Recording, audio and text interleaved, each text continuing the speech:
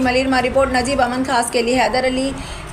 हैदर मरूम हिदायतुल्लाह खान जी समाजी खिदमत जो मिशन जारी रखियो वींदो। मरूम हैदर अली हैदर जी समाजी अदबिन खिदमतन के भेटा पेश कजे थी। ज़ाहिद रहीम ताज़ियती गजानी कोटाई वई जंहिंमें नवाबुद्दीन अकबर फतेह कुरैशी ऐं ॿियनि शिरकत कई।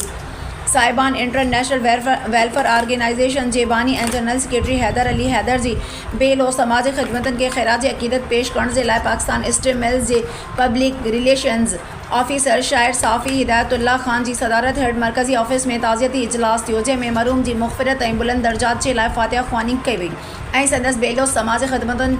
ख़ासि करे जेल मां मज़लूम कैदियुनि जी आज़ादी जे लाइ कयल जिदोजहद के खैराज तहसीन पेश कई ऐं साहिबान वेलफेयर जे चेयरमैन हिदायतुल्लाह खान जे इन अज़म जो इज़हार कंदे चयो त इंशाअल्लाह असां दोस्तनि जी सहकार सां मज़लूम कैदियुनि खे आज़ाद कराइण ऐं खेनि इंसाफ़ ॾियण लाइ मरहूम हैदर अली हैदर जे मिशन के जारी रखंदासीं। समाजी अॻवान ऐं चेयरमैन ख़िदमत अवाम वेलफेयर ज़ाहिद रहीम मरहूम हैदर अली हैदर जी सादगी ईमानदारी मज़लूमनि कैदियुनि जी आज़ादी लाइ कयल कोशिशुनि खे साराहियो।